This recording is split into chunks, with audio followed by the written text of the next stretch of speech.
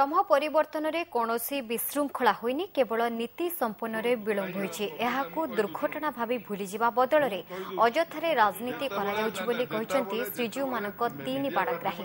ब्रह्म विभ्राट को नहीं चलीथिबा होहल्ला परिप्रेक्षी रे आज एमाने पुरी रे एक सांबादिक सम्मेलन डाकी स्पष्टीकरण देथिले।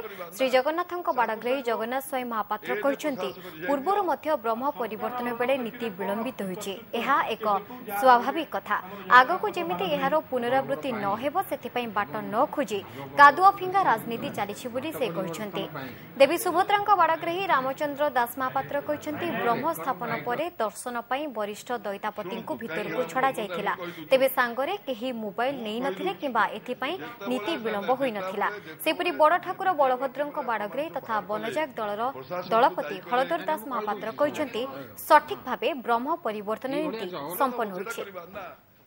ये सब तीर्थी अनुसायी पांजी अनुसायी आपणकर पोथी अनुसायी चले। नीति विलंब है, नीति विलंब जो कार्य विलंब है।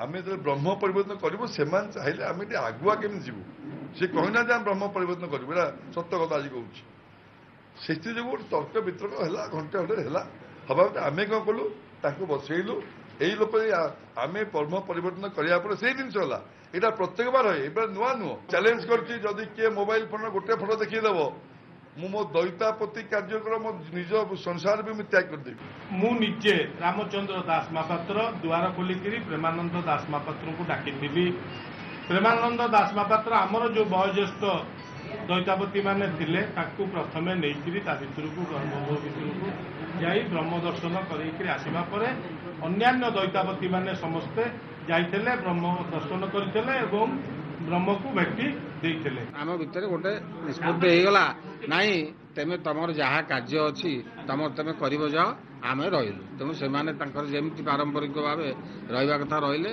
आम द्वार लक कर भितर को गलु भितर जाकि चारि बाड़ग्राही घट परिवर्तन काम सरला रामचंद्र दास को कहली जाओ तेमे द्वार फिटेदब।